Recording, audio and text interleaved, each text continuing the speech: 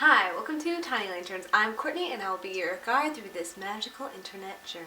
Today's topic isn't super biblical, but if you are a woman and you have an internet connection, I think it's very important that you hear what I have to say. Every day another grimy little person pops up behind their keyboard and writes a little something devoid of any merit or depth with the intention of making it go viral, and hopefully everyone will get riled up about what they have to say so they can get more ad money. And these little articles are directed at you and directed at me, telling us why we shouldn't cut our hair short, what we need to wear to be attractive to men, written for grimy little men by other grimy little men so they can high-five each other over how unattractive Jennifer Lawrence's new haircut is. It's fine to think that long hair is more attractive than short hair. It's fine to prefer blonde hair over brown hair. It's fine to think that curvy women are more attractive than thin women. It's fine that you think Sofia Vergara is more attractive than Natalie Portman or whatever. It's fine.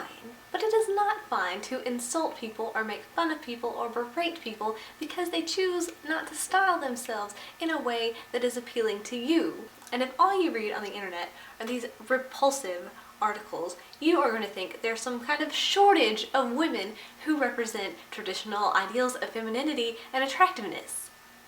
But there's not! There are plenty of women out there who style themselves on purpose to look attractive to their husbands, their boyfriends, and men in general, probably the general population. They just like to look nice and they like other people to think that they look nice.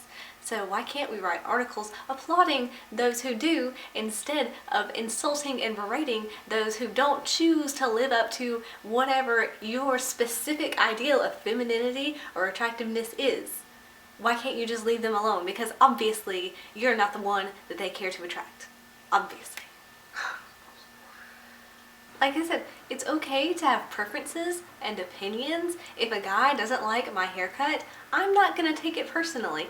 But you would think from reading these articles that every haircut a woman gets is a personal affront to the male nation. Maybe it should be. Maybe it should be. Here's the thing.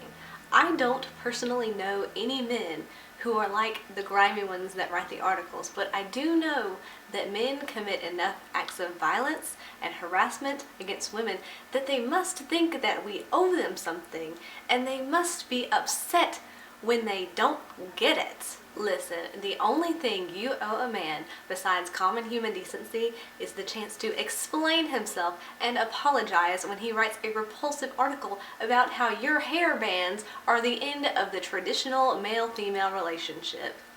That's all. I am so sick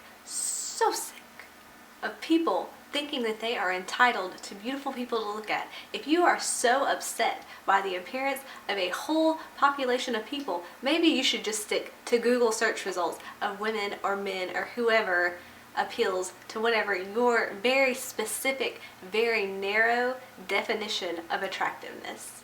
And if you are the one writing these articles, stop writing the articles. I don't care what you think about my hair. I only care that you are making women feel bad because they don't fit into your little tiny boxes and they don't need to. No one knows you anything. You probably wear basketball shorts and cargo shorts and they are probably hideous.